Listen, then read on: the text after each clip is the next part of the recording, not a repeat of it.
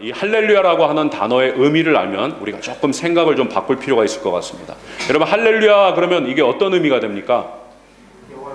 여호와를 찬양하라. 우리 서집사님이 아주 정확하게 얘기하시네요. 네. 여호와를 찬양하라라고 하는 명령형입니다. 할렐루야는 권유도 아니고 제안도 아니라 명령입니다. 무슨 얘기냐면 저와 여러분들이 살다 보면 힘들고 어려운 일을 경험합니다. 고통스러울 때도 있습니다. 그래서 우리가 찬양도 드렸지만 힘들고 지쳐서 낭망하고 넘어지는 그런 상황이 참 많습니다. 그리고 그때 우리는 일반적으로 하나님을 찬양하지 않습니다. 그렇죠? 힘들고 어려울 때 하나님을 찬양할 수 있다면 정말 그분 대단한 신앙을 가지고 있는 겁니다.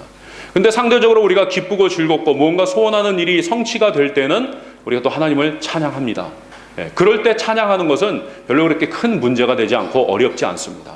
하지만 할렐루야가 권유도 아니고 제안도 아니고 명령이라면 우리의 상황의 어떠함에 따라 좌우될 수 없다라는 사실입니다. 명령은 그대로 행해야 되는 것입니다. 그러므로 저와 여러분들이 혹시 지나간 삶을 돌아볼 때에 어렵고 힘들고 여러분들이 정말 눈물 나고 고통스러운 시간들이 있었다 할지라도 하나님을 찬양하는 저와 여러분 되시기를 주님의 이름으로 축복합니다. 그것이 하나님의 형상대로 지음받은 우리 인간의 마땅한 도리다라고 하는 것입니다. 그래서 저와 여러분들이 오늘 특별히 본문을 중심으로 해서 말씀을 함께 묵상하는 가운데 우리가 2015년 이제 한 해 시작해서 두 번째 주일을 맞았는데 이 새로운 한 해도 우리가 하나님과 동행하면서 날마다 하나님의 영광을 찬송하는 우리의 어떠함에 좌우되는 것이 아니라 우리를 위해서 놀라운 일을 행하시는 그 하나님의 영광을 찬양하는 저와 여러분들의 삶이 되기를 주님의 이름으로 축복합니다.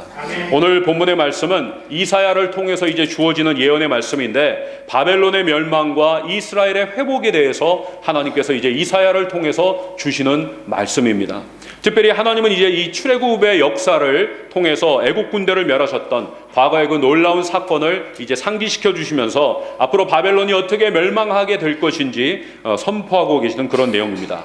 저와 여러분들이 이제 출애굽기를 읽다 보면 14장에 도달했을 때 이제 출애굽기 14장에서 21절에서 31절까지의 내용을 보게 되면 이제 출애굽의 영광을 누리면서 출애굽한 이 백성들 가운데 엄청난 시련이 닥치는 것을 볼 수가 있습니다. 아픈 홍해가 가로막고 있는데 뒤에서는 애국 군대가 죽이겠다고 쫓아오는 상황이 벌어진 것입니다. 그때에 백성들은 모세를 원망하고 하나님을 원망하게 됩니다. 모세를 향하여서 네가 우리를 죽일 데가 없어가지고 여기까지 끌고 나와서 이 광야에서 우리를 죽이려고 하는 거냐 난리법석이 납니다. 그러나 그때 하나님께서는 모세에게 지시하셔서 하나님이 주신 지팡이를 이제 홍해를 치라고 얘기합니다. 그때 모세가 하나님이 주신 그 지팡이를 가지고 홍해를 가르는 역사가 나타나죠.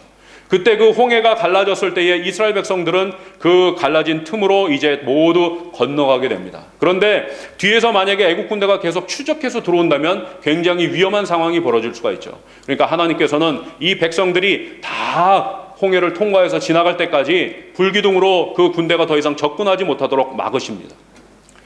우리가 민수기를 읽어보게 되면은 당시에 출애굽했을 당시에 20세 이상으로서 싸움에 나가서 싸울 수 있는 자를 계수한 그 남자 계수한 숫자가 나옵니다. 각 지파별로 합하면 60만이 조금 넘습니다. 60만 3천 몇 명인데 제가 뒷자리 숫자까지는 정확히 기억이 안 나고요. 하여간 60만 명이 조금 넘습니다.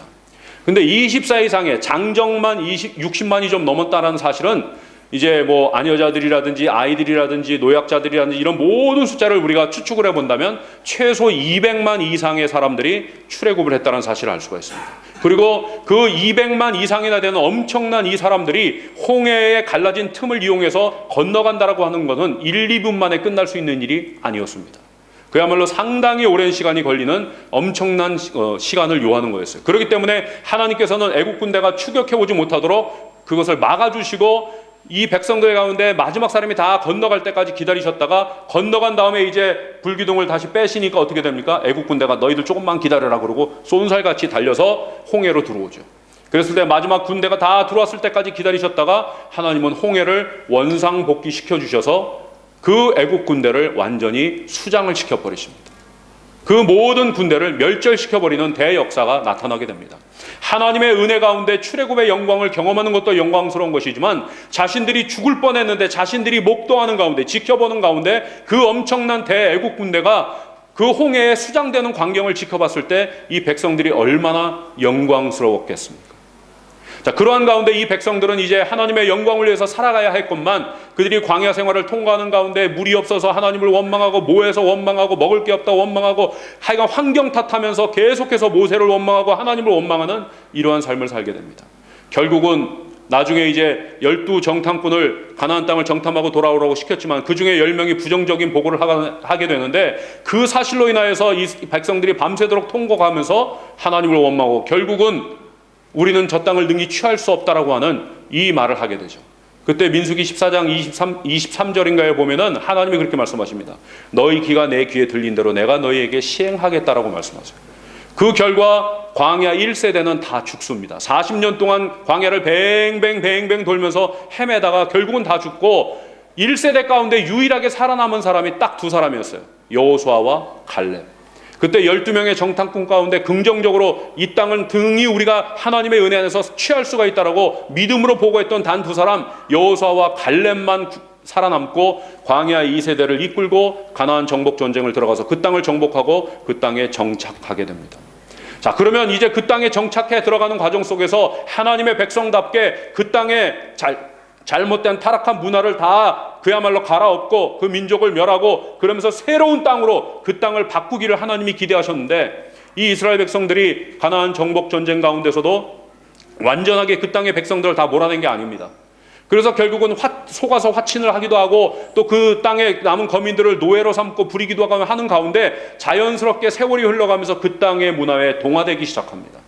그러면서 결국은 하나님의 거룩한 백성들이 전혀 거룩하지 못한 세상의 문화에 답습하고 성적으로 타락해가면서 점점 하나님의 백성답지 못한 모습으로 타락해가게 되고 나중에 여호수아가 죽고 여호수아와 함께했던 장로들이 다 죽고 사사기에서는 뭐라고 말하느냐 여호와를 알지 못하는 세대가 일어났다라고 이야기하죠. 하나님의 백성들인데 하나님을 알지 못하는 세대가 일어났다라는 거예요. 정말 충격적인 상황이 벌어지는 겁니다. 점점 하나님을 알지 못하는 세대가 일어나고 그 세대가 그 세대를 이끌어가기 시작하니 이스라엘은 어떻게 됐겠습니까? 그러한 가운데 하나님께서는 끊임없이 하나님의 종들 선지자들을 보내십니다. 돌아와라 회개해라 하나님께로 돌이켜라 수없이 선지자들을 보내십니다. 성경은 그 모습에 대해서 부지런히 보내셨다라고 표현하고 있습니다. 하나님께서 종들을 보내셔서 백성들에게 회개할 기회를 주시는데 한두 번이 아니라 부지런히 계속해서 하나님의 종들을 보내셨다는 거예요. 그런데 더 아이러니한 상황이 성경을 보면요. 하나님이 종들을 보내면 보낼수록 백성들은 더 열심히 더 부지런히 하나님으로부터 도망쳤다라고 성경에 기록되어 있습니다. 결국은 하나님께서 계속해서 선지자를 보내고 경고하시고 돌아오라고 하시다가 나중에는 안 되니까 후에 남유다와 북이스라엘로 나라가 갈리었을 때에 북이스라엘이 BC 722년에 당시에 강국이었던 아수르에 의해서 점령을 당하고 멸망하게 만들어 버리셨어요. 그리고 이 아수르가 당시에 신흥 제국이었던 바벨론 제국에 의해서 무너지게 되는데 이 바벨론 제국에 의해서 남유다도 BC 586년에 정복을 당하게 하셔서 예루살렘 성전이 무너지고 포로로 끌려가는 이 신세가 되게 하셨습니다. 결국은 그렇게 돌이켜라 기회를 주셨건만 끊임없이 하나님의 말씀을 외면하고 하나님의 종들을 잡아 죽이고 그렇게 하나님의 말씀을 무시했던 이 백성들은 결국은 패망하고 나라가 망하는 가운데 결국은 포로로 끌려가게 되었다라는 사실이에요. 하지만 그 포로 생활 가운데 70년이 차면 다시 본토로 돌아오게 하시겠다라고 했던 하나님의 이 신실하신 메시지가 이루어지는 것을 볼 수가 있는데 그 회복에 대한 메시지를 주는 말씀 가운데 하나가 바로 오늘 이 본문의 내용이 되는 것입니다. 그래서 저와 여러분들이 오늘 이 말씀을 함께 묵상하는 가운데 정말 우리가 하나님의 이 회복의 은혜를 경험하면서 날마다 하나님을 찬송하는 그러한 삶을 살게 되기를 주님의 이름으로 축복합니다. 먼저 오늘 본문 가운데 우리가 기억해야 할 것이 있습니다. 그것은 우리가 회복의 은혜 가운데 하나님을 찬양하는 삶을 살기 위해서는 먼저 과거를 잊어야 한다라는 것입니다. 어떻게 하라고요? 과거를 잊어라라는 것입니다. 오늘 18절에 보면은 이전 일을 기억하지 말며 옛날 일을 생각하지 마라 이렇게 얘기하십니다. 왜 하나님이 우리에게 지금 이전 일을 기억하지 말고 옛날 일을 생각하지 말라고 하시는 걸까요? 하나님이 우리를 위해서 무언가 놀라운 일을 하실 것이기 때문에 그렇게 말씀하고 계시는 거죠. 그래서 지금 문맥적으로 보면은 14절 이하에서 하나님께서 과거에 이스라엘 백성들을 구원하시기 위해서 홍해에서 이 애국 군대를 멸하셨던 이 엄청난 사건에 대한 언급을 하시는데, 그 내용을 연결하면서 이 내용이 펼쳐지고 있기 때문에 가장 가까이로 보면 과거에 하나님이 이 백성들을 구원하시기 위해서 베푸셨던 그 엄청난 역사를 말씀하시면서, 하지만 너희는 이 역사에 얽매이지 말라고 지금 촉구하고 계시는 거예요. 그래서 이전 일을 기억하지 말고 옛날 일을 생각하지 말라고 도전하시는 겁니다. 그러나 하나님께서 말씀하시는 이 포인트는 우리가 오해하면 안 되는 것이, 하나님의 은혜를 잊고 살아라, 이 얘기는 절대로 아닙니다. 하나님께서 지금 옛날 일 생각하지 말라고 하는 이 이유가 무엇이냐면, 포인트는 하나님의 은혜를 망각하면서 살아라가 아니라, 하나님의 은혜는 우리가 기억해야 합니다. 그리고 날마다 하나님의 은혜에 기억하고 감사하면서 그 하나님과 함께하는 삶을 살아가야 합니다. 그런데 반대적으로 우리가 과거 지향적인 삶을 살아가는 사람들도 있습니다. 무슨 얘기냐면, 과거에 완전히 묶여서 살아가는 사람들이 있어요. 과거에 긍정적인 경험을 했던, 부정적인 경험을 했던 과거의 그 어떤 경험이 오늘날 현실에서 속에서도 우리를 붙들고 놓아주지를 못합니다. 우리가 그걸 내버리지를 못합니다. 그러니까 과거의 그 어떤 기억에 사로잡혀서 현재에 만족하지 못하고 성실하게 살아가지를 못합니다. 특별히 과거에 아픈 기억이 있는 분들은 그 아픈 기억 때문에 그것을 고이고이 쌓아놓고 마음속에 간직해뒀다가 시간 날 때마다 열어봅니다. 아, 요 놈이 나 이렇게 힘들게 했지. 아, 요 인간이 나 이렇게 정말 눈물 나게 했지. 고이고이 쌓다가 그때 하나하나 보고서 기억해요. 그럴 때마다 현실에서는 무엇을 하느냐? 이 인간 절대 내가 용서 안 한다. 이 인간 잘 되나 두고 보자.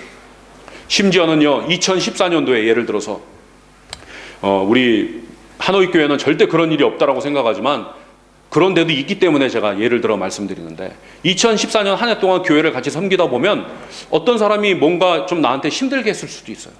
좀 나한테 무례하다 싶게 얘기했을 수도 있어요.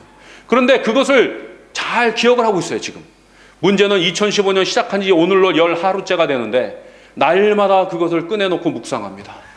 아무개 집사가 나를 힘들게 했지. 아무개 집사가 나를 눈물 나게 했지. 막 이러면서, 그러면서 오늘 예배에 왔는데 아무개 그 집사가 저 뒤에 앉아 있어요. 아, 그러면서 집으로 가버려요. 여러분, 이거 옳은 겁니까? 잘못된 겁니까? 잘못된 겁니다. 여러분, 제가 지금 무슨 얘기하고 있는지 이해하시겠어요? 과거가 현재에 악영향을 미치게 여러분들이 내버려둬서는 안 된다라는 말씀을 하고 계시는 거예요.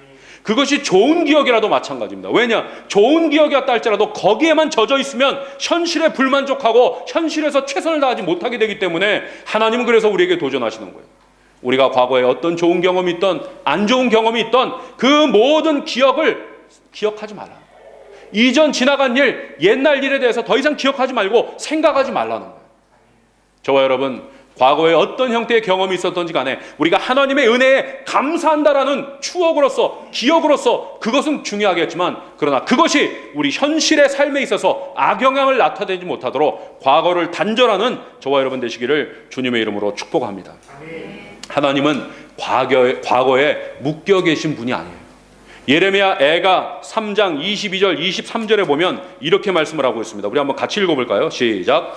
여호와의 인자와 긍휼이 무궁하심으로 우리가 진멸되지 아니함이니이다. 이것들이 아침마다 새로우니 주의 성실하심이 크시도소이다. 아멘. 여러분, 이 말씀의 포인트는 이것입니다. 하나님께서는 날마다 우리에게 새로운 은혜를 부어주신다라고 하는 사실이에요. 여러분, 이 하나님 믿으십니까? 이 하나님을 날마다 경험하시는 저와 여러분 되시기를 주님의 이름으로 축복합니다. 자, 여러분 생각해 보십시오. 2015년 오늘이 며칠이라고요? 1월 11일. 여러분 생애 가운데 지금까지 살아오시면서 2015년 1월 11일을 살아보신 적이 있습니까?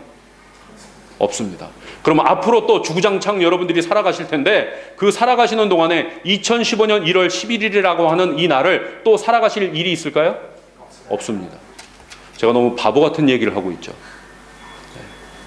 여러분, 예를 들어서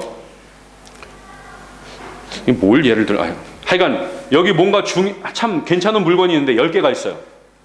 10개가 있으면 그 각각의 가치는 10분의 1입니다. 그만큼 가치가 떨어지죠. 근데 그게 딱 2개밖에 없어요. 그럼 가치가 올라가요? 떨어져요? 올라갑니다. 그런데 이게 웬일입니까? 하나밖에 없어요. 가치가 어떻게 됩니까? 천정부지로 올라갑니다. 그때부터는 부르는 게 값이 됩니다. 제가 왜 이 얘기를 하는지 아시겠어요? 2015년 1월 11일 우리 평생에 며칠 있어요? 하루 있습니다. 오늘입니다. 그러니 이 하루는 가치가 있어요, 없어요? 있습니다. 우리가 앞으로도 2015년 1월 11일이라고 하는 날을 한 10번 정도 더 산다 그러면 오늘 대충 사셔도 상관없어요. 왜? 앞으로 또 있으니까. 그런데 우리 평생에 2015년 1월 11일은 몇 번 있어요? 한 번 있어요. 가장 소중한 날이에요. 내일 여러분들이 2015년 1월 12일이라고 하는 날을 맞이할 텐데 그날도 우리 평생에 단 한 번밖에 없어요. 그러면 소중해요, 안 소중해요? 소중해요. 그렇게 따지면 여러분, 저와 여러분들이 살아가는 평생의 하루하루가 소중해요, 안 소중해요? 소중해요. 왜요? 그 날들은 단 하루밖에 없어요. 2015년 1월 11일 이 날, 오늘은 우리 평생에 단 한 번도 살아본 적이 없고 앞으로도 살아갈 수 없는 유일한 한 날이에요. 얼마나 소중하고 가치 있습니까? 이 날에 하나님이 오늘을 위해서 예비하신 은혜가 있다라는 것입니다. 그 은혜를 오늘 하루 사시는 가운데 충만하게 경험하시는 우리 모두가 되기를 주님의 이름으로 축복합니다. 자, 그렇다면 왜 하나님께서 오늘 말씀 가운데 과거의 일을 생각하지 말고 기억하지 말라고 하시는 걸까요? 바로 오늘 본문에서 말씀하고 있는 것처럼 하나님이 새 일을 행하실 것이기 때문이다라는 겁니다. 그래서 19절에서 뭐라 그럽니까? 보라, 내가 새 일을 행하리니, 이렇게 말씀하셨습니다. 그래서 저와 여러분들이 먼저 회복의 은혜 가운데 하나님을 찬송하는 삶을 살려면 먼저 과거를 잊어야 합니다. 그리고 또 하나 기억하셔야 되는 것이 하나님께서 행하실 이 새 일을 바라보셔야 합니다. 어떻게 하라고요? 하나님이 행하실 새 일을 바라보아야 한다는 것입니다. 하나님께서 말씀하시는 새 일은 무엇입니까? 19절에 보면요, 광야에 길을 내시고 사막에 강을 내시겠다는 거예요. 여러분, 한번 상식적으로 생각해 봅시다.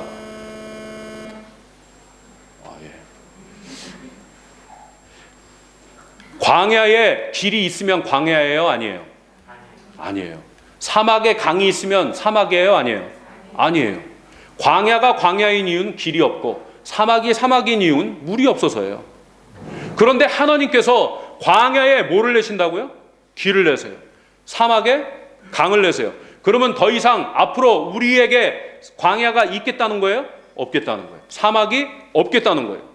여러분, 이 놀라운 은혜가 이 금년 한 해 그리고 앞으로 하나님의 나라 가는 그날까지 저와 여러분들에게 보장된 줄 믿습니다. 하나님이 약속하셨어요. 보라, 내가 새 일을 행할 것이다.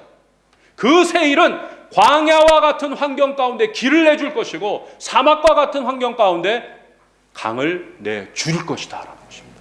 근데 여러분, 이 당시에, 오늘날도 마찬가지지만 이 당시에 더군다나 광야에 길을 낼 수 있을까요? 이 사람들이? 사막에다가 강을 만들어낼 수 있을까요? 불가능한 얘기죠. 하나님께서 지금 광야에 길을 내시고 사막에 강을 내시겠다라고 하시는 말씀은 한마디로 얘기하면 불가능한 일을 가능하게 하시겠다는 얘기예요. 우리의 경험이나 이성이나 지식이나 과학이나 그 무엇으로 봐도 이거는 분명히 100% 불가능한 일인데 하나님이 하시면 가능해진다라고 지금 말씀하시는 거예요. 그러므로 저와 여러분들이 지금까지도 해결되지 않은 그 문제 때문에 여러분들에게 고통을 안겨주는 무엇이 있습니까? 그 모든 것, 오늘 이 시간 바로 이 자리에서 우리 하나님 앞에 다 내려놓으시기를 축복합니다. 왜요? 하나님은 여러분들을 위해서 새 일을 행하실 것인데 하나님이 새 일을 행하시면 광야에 길이 생기고 사막에 강이 생기는 것입니다. 그러므로 여러분들이 지금 살아가고 있는 환경이 어쩌면 광야라고 표현할 수 있고 사막이라고 표현할 수 있을지 모르겠지만, 그러나 그러한 환경 가운데 하나님은 오늘 약속하시기를, 보라, 내가 너를 위하여 새 일을 행할 것인데 이 새 일을 통하여서 너의 그 광야 같은 환경이 길이 나서 그야말로 풀려지게 될 것이고, 사막과 같은 그 환경 가운데 내가 강을 공급하여 줘서 너의 삶 가운데 놀라운 변화와 회복의 역사들을 줄 것이라고 하나님이 약속하고 계시다는 사실입니다. 자, 그렇다면 이 놀라운 역사들을 바로 20절에 보니까 저와 여러분 한 사람 한 사람을 위해서 하시겠다라고 약속을 하고 계세요. 나의 택한 자들로 마시게 할 것이라고 하나님은 말씀하셨는데, 바로 저와 여러분 한 사람 한 사람을 위하여서 하나님은 금년 한 해 앞으로도 계속적으로 이 놀라운 역사를 베풀어 주시겠다라고 약속하십니다. 그러면 왜 하나님은 우리에게 이 놀라운 역사를 베풀어 주시겠다라는 것일까요? 이유는 한 가지입니다. 21절에 보면 바로 하나님의 영광을 찬양하게 하기 위해서 그렇게 하시겠더라는 거예요. 뭐 하게 하기 위해서요? 하나님의 영광을 찬양하게 하기 위해서 우리에게 이 새 역사를 이루어 주시겠다라는 것입니다. 21절에 보니까 이 백성은 내가 나를 위하여 지었나니 나의 찬송을 부르게 하려 함이라. 또 요즘 보는 찬송은 나를 찬송하게 하려 함이니라. 이렇게 표현하고 있어요. 본문 7절 우리가 처음에 같이 읽은 구절 43장 7절에 보면 하나님의 영광을 위해서 우리를 창조했다라고 말씀하고 있습니다. 그리고 이 21절에 보면 우리가 하나님의 영광을 나타내는 구체적인 방법이 무엇인가를 보여주는 것인데 그것이 바로 하나님을 찬양하는 것이다 라고 말씀을 하고 있어요. 저와 여러분 하나님의 영광을 위해서 살기를 원하십니까? 그렇다면 하나님을 찬양하는 삶을 살아가십시오. 저와 여러분들은 하나님의 형상대로 지음을 받아서 원래 우리는 영원토록 하나님과 교제하면서 하나님을 찬양하도록 지음을 받았어요. 그런데 잘 아시다시피 창세기 3장을 보면 아담과 하와가 선악과를 따먹음으로 인하여서 죄를 범하였고 그 죄로 인하여서 인간들이 사망을 경험하게, 죽음을 경험하게 되고 인간에게 눈물이 찾아오고 고통이 찾아오는 그야말로 가시덤불이 생기고 여러 가지 고통 가운데 살아갈 수밖에 없는 상황이 펼쳐집니다. 그런 가운데 인간은 창조의 목적을 상실했어요. 그래서 하나님과 관계가 단절이 됩니다. 하나님과 더 이상 교제할 수 없게 됩니다. 그러니 하나님을 찬양할 수 없게 됩니다. 그리고 나서 이들은 이제 원래 인간은 하나님의 형상대로 지음받았기 때문에 신본적인 삶을 살아가야 했어요. 하나님이 근본이 되시는 하나님 중심의 삶을 살도록 우리는 지음을 받았는데 하나님과 관계가 단절되면서 더 이상 신본적인 삶이 아니라 이제는 인본적인 삶을 살게 되었어요. 그래서 내 삶에 더 이상 하나님은 필요 없습니다가 돼버린 거예요. 그게 인본주의입니다. 사람이 근본이 돼서 쉽게 얘기하면 내 인생의 주인은 하나님이셔야 하는데 더 이상 하나님은 나와 무관한 분이고 내 인생의 주인은 납니다라고 우리가 살아가게 됐다는 거예요. 이것이 죄 가운데 빠져있는 인간의 현 주소라는 사실이죠. 이러한 우리를 위하여서 이 창조의 목적이 회복된 삶을 살게 하시기 위해서 하나님께서 놀라운 일을 행하셨는데 그것이 바로 예수 그리스도를 이 땅에 보내주셨다는 사실입니다. 예수님께서 이 땅에 오셔서 십자가에서 피 흘려 죽으심으로 말미암아 우리의 모든 죄의 문제를 해결해 주시고 구원해 주시고 우리로 하여금 그 창조의 목적이 회복된 삶을 살아가도록 하셨다라는 거예요. 이 놀라운 사실을 사도 바울이 깨달았습니다. 그래서 그가 에베소 교인들을 향하여서 편지를 쓸 때에 에베소서 1장 3절에서 14절까지의 내용을 보게 되면은 성부, 성자, 성령 삼위일체 하나님께서 우리 인간을 구원하시기 위해서 어떤 역사를 베푸셨는가를 설명하는데 먼저 이 에베소서 1장 3절에서 6절까지의 내용을 보면 성부 하나님께서 어떤 일을 하셨는가를 밝히는데 성부 하나님께서는 우리의 구원을 계획하셨다라고 말하고 있습니다. 뭐 하셨다고요? 계획하셨다. 여러분 기억하십시오. 삼위일체 하나님이 우리를 구원하시기 위해서 하신 일, 성부 하나님은 인간의 구원을 계획하셨다라는 것입니다. 자, 그리고 에베소서 1장 7절에서 12절까지의 내용을 보게 되면 바울이 강조하는 것이 이것입니다. 성자 하나님, 곧 예수님께서 십자가의 피로 하나님께서 계획하셨던 이 구원을 완성하셨다라고 표현을 하고 있습니다. 예수님이 뭐 하셨다고요? 완성하셨다. 하나님 아버지는 계획하시고 예수님은 완성하셨다는 겁니다. 뭐로? 십자가의 피로. 성경을 보면 예수님께서 십자가에서 돌아가실 때 7마디 말씀을 하십니다. 그 가운데 그 7마디를 우리가 흔히 얘기해서 십자가상에서 하신 7마디 그래서 가상칠언이라고 얘기합니다. 근데 그 중에 예수님께서 돌아가시기 전에 하시는 말씀이 있습니다. 다 이루었도다. 기억하세요? 다 이루었도다. 이 다 이루었도다라고 하는 이 말이 헬라어 원문을 보게 되면 테텔레스타이라고 하는 단어를 쓰고 있습니다. 이 테텔레스타이라고 하는 것은 완료형을 가지고 있는 것인데 이 테텔레스타이가 영어로 번역이 되면 세 가지로 번역이 됩니다. 첫째가 it is accomplished. it is accomplished라고 하는 건 뭐냐면 그야말로 성취했다라는 얘기예요. 뭘 성취했느냐? 하나님께서 예수님을 이 땅에 보내신 그 목적을 성취하셨다는 거예요. 십자가로. 두 번째 it is finished라고 번역이 됩니다.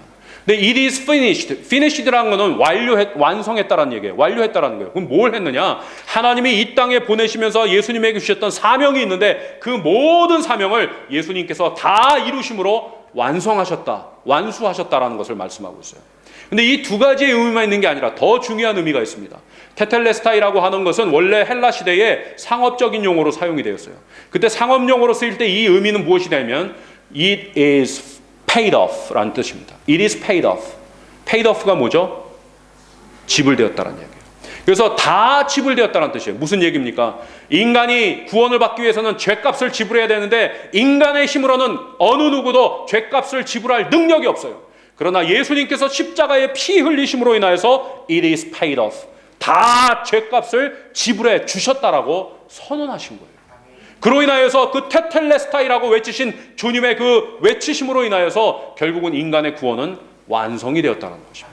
바로 이 부분에 바울이 초점을 맞추면서 에베소서 1장 7절에서 12절을 통하여서 성자 하나님 곧 예수님께서는 이 땅에 오셔서 십자가의 피로써 하나님이 계획하신 그 구원을 완성하셨다라고 강조하고 있습니다.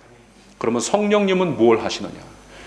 에베소서 1장 13절 14절 두 구절을 보게 되면은 바울이 강조하는 성령님의 구원 사역은 무엇이냐면 우리 한 사람 한 사람을 인치시고 보증이 되어 주셔서 하나님이 계획하시고 성자 예수님께서 십자가의 피로 완성하신 그 구원이 저와 여러분 한 사람 한 사람에게 그대로 적용되도록 하시는 일, 이것을 성령님이 하신다고 말하고 있습니다. 성부 하나님이 뭐 하셨다고요? 구원을 계획하셨다. 성자 하나님은 완성하셨다. 십자가의 피로. 성령님은 인치시고 보증이 되셔서 적용해 주신다. 이 세 가지를 잘 기억하시면 여러분 오늘 수지 맞으신 겁니다. 이 내용 이렇게 짧게 요약해서 기억만 하실 수 있으면요, 여러분 신구약 전체를 통틀어서 핵심을 꿰뚫는 엄청난 걸 여러분들이 오늘 배우신 겁니다. 이 말씀 기억하시고 우리를 구원하시기 위해서 이 구원을 계획하시고 완성하시고 적용해 주시는 성부, 성자, 성령 삼위일체 하나님의 영광을 날마다 찬송하는 저와 여러분 되시기를 주님의 이름으로 축복합니다. 자, 그러면 왜 하나님이 구원을 계획하시고 왜 예수님이 십자가의 피로 구원을 완성하시고 왜 성령님은 우리에게 인쳐주시고 보증이 되어주셔서 이 구원이 적용되게 하시는가라고 했을 때 그 이유를 말하는 것이 에베소서 1장 6절, 1장 12절, 1장 14절에서 성부 하나님이 왜 그렇게 하셨는지 이유, 성자 하나님이 왜 그렇게 하셨는지 이유, 성령 하나님이 왜 그렇게 하시는지에 대한 이유를 이야기하는데 그 세 내용이 동일합니다. 바로 하나님의 영광을 찬송하게 하기 위해서라는 사실이에요. 하나님께서 왜 이렇게 인간을 구원하고자 하셨느냐? 창조 목적이 회복된 삶을 살아가게 하시기 위해서 그 역사를 베풀어 주셨다는 거예요. 우리가 왜 지음을 받았다고요? 이 백성은 내가 나를 위하여 지었나니 나를 찬송하게 하려 함이니라. 하나님의 영광을 찬양하게 하기 위해서 우리를 지으셨는데 우리는 죄로 인하여서 그 하나님을 찬양하는 삶을 상실하고 살아왔단 말이에요. 그러나 이제 예수 그리스도를 통해서 우리에게 그 은혜를 회복시켜 주셨는데 그 목적이 무엇이냐? 하나님의 영광을 찬송하게 하기 위함이었다는 사실입니다.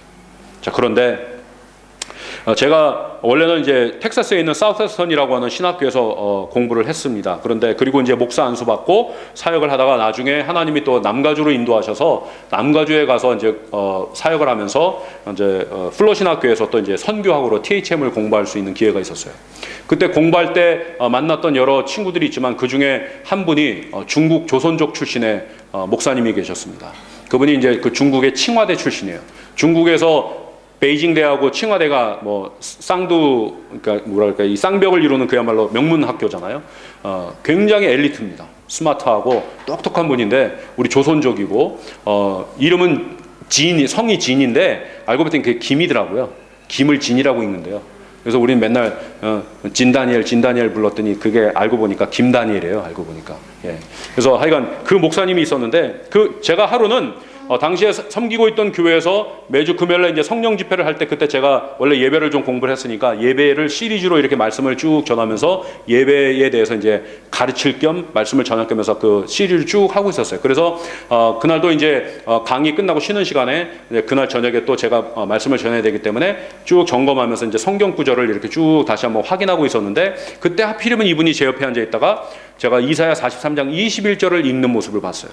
그러더니 옆에서 딱 그러는 거예요. 목사님, 이 구절의 의미를 아십니까? 물어보더라고요.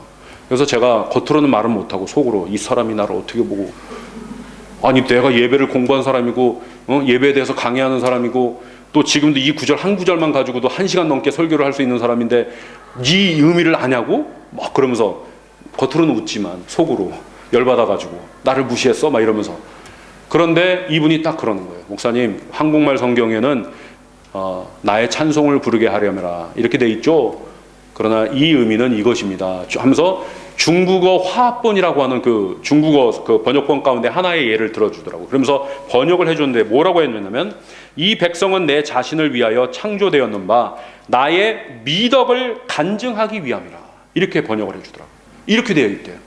우리 성경에는 나를 찬송하게 하기 위함이다라고 되어 있잖아요. 그런데 중국어 화합본 번역을 얘기하면 나의 미덕을 간증하기 위함이다. 여기서 미덕이 뭐예요? 아름다운 덕이지 않습니까? 제가 이 설명을 듣는 순간 딱 하면서 기억난 성경 구절이 있었어요. 베드로전서 2장 9절입니다. 우리 한번 같이 읽어볼까요? 시작. 그러나 너희는 택하신 족속이요 왕같은 제사장들이요 거룩한 나라요 그의 소유가 된 백성이니 이는 너희를 어두운 데서 불러내어 그의 기이한 빛에 들어가게 하신 이의 아름다운 덕을 선포하게 하려 하심이라. 아멘. 자, 하나님이 저와 여러분들에게 구원의 은혜를 주시고 우리의 정체성을 변화시켜 주셨어요. 우리의 정체성은 이제 택하신 족속이고 왕같은 제사장이고 거룩한 나라가 되었고 그의 소유된 백성이 되었답니다. 여러분, 이게 얼마나 우리에게 영광스러운 정체성입니까? 근데 왜 하나님이 우리에게 이 은혜를 주셨는가? 이는, 이유를 이야기하는 거죠. 이는 그러면서 너희를 어두운 데서 불러내어 그의 기이한 빛에 들어가게 하셨다. 이건 구원을 말하는 겁니다. 이렇게 너희를 어두운 데서 불러내어 그의 기이한 빛에 들어가게 하신 이 바로 하나님, 그분의 아름다운 덕을 선포하게 하려 하십니다. 중국어 화합본에 기록되어 있는 이사야 43장 21절하고 베드로전서 2장 9절의 내용하고 같아요, 틀려요? 같아요. 제가 깜짝 놀랐어요. 하나님이 우리를 창조하신 목적은 단순히 그저 찬양이나 부르라고 하는 게 아니었구나. 우리가 진정으로 하나님의 영광을 찬송하는 삶을 살아간다는 것은 하나님께서 우리의 삶 가운데 베풀어 주신 그 놀라운 은혜의 역사들을 간증하고 그 사랑을 전하는 데 있었구나. 이 사실을 깨달았어요. 저와 여러분은 어떠십니까? 여러분들의 삶은 어떻습니까? 하나님의 영광을 찬양하고 있으며, 그래서 하나님께서 우리를 구원하신 그 놀라운 은혜를 기억하면서 하나님의 그 은혜의 역사들을 날마다 간증하며 주변의 사람들에게 하나님을 전하고 계십니까? 저와 여러분들이 오늘 이 말씀 기억하면서 하나님은 분명히 저와 여러분들을 위해서 새 일을 행하실 것입니다. 하나님은 분명히 우리의 광야와 같은 환경 가운데 길을 내주실 것이고 사막 같은 환경 가운데 강을 내주실 건데 이 놀라운 새 일을 이루어 주시겠다라고 약속을 하셨는데 우리는 앞으로 무엇을 할 것인가? 2015년 새해를 살아가면서 날마다 우리에게 이 회복의 은혜를 주시고 이 엄청난 새 역사를 이루실 하나님을 믿고 기대하고 소망하면서 그 하나님을 바라보면서 날마다 하나님의 영광을 찬송하면서 하나님께서 우리에게 부어주시는 그 놀라운 은혜를 날마다 우리의 이웃들에게 간증하면서 하나님의 살아 역사하심을 선포하며 전하며, 그래서 금년도 우리 모든 베델 공동체가 표어로 삼고 있는 구원의 수레바퀴를 날마다 쉬지 않고 움직여 나아가는 저와 여러분 모두가 되기를 주님의 이름으로 축복합니다.